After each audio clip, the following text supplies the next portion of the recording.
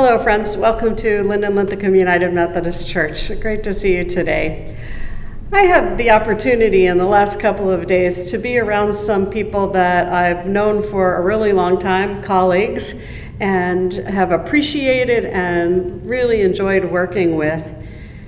But there were a couple of really sad moments. One of those was one of these colleagues has started to be experiencing some cognitive decline. When I asked some really simple questions, he wasn't able to answer them, and a couple of other folks said that they had had similar experiences. And then I talked to another colleague of mine who said that his wife was starting to experience some of the effects of Alzheimer's, early effects, and how they were starting to work with that. It's heartbreaking, isn't it, when that happens? And some of you have heroically cared for someone in that situation, and some of you are dealing with that situation even now. And you kind of watch somebody that you love kind of becoming different, and you don't know what to do, and it's just a really, really hard thing. There are some words from Scripture that I'd like to share for those of you who are dealing with that kind of situation. And you know what? Even if it's not somebody in your family, in your home, you may be like me right now, who is realizing that a couple of folks that you care about are in that particular situation. What is the biblical witness about that? What can we learn? What can we hear and appreciate and take in as we work with others, as we age, because we all do? And so I have a few verses I'd like to share from 2 Corinthians chapter 4.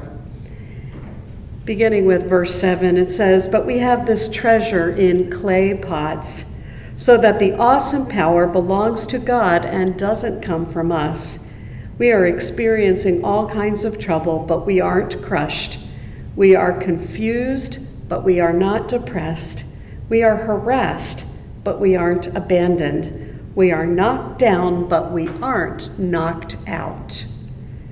And then on to verse 16. "So we aren't depressed, but even if our bodies are breaking down on the outside, the person that we are on the inside is being renewed every day.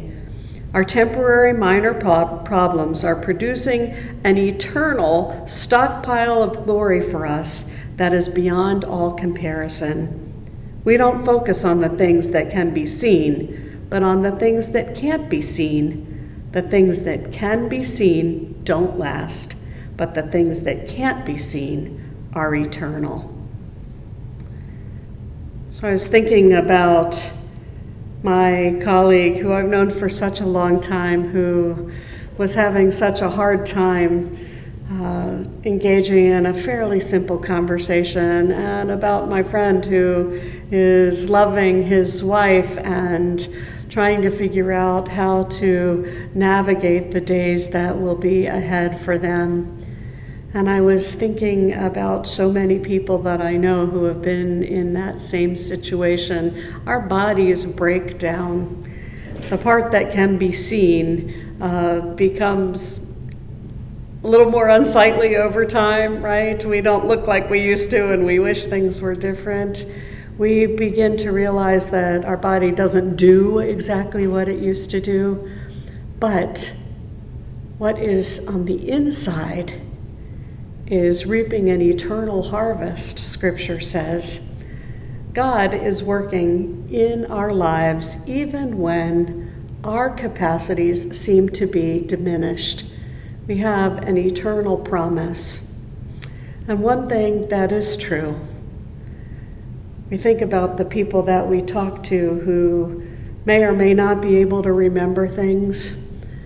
One of the little nuggets that my colleague whose wife is dealing with Alzheimer's is holding on to, and you may have heard this, they may not remember what you say, but they will remember how you make them feel. So maybe we can all think a little bit about that Instead of getting frustrated when someone is not able to do exactly what they used to be able to do, to be able to think about how we make them feel. Because that is our gift one to another in community. Amen.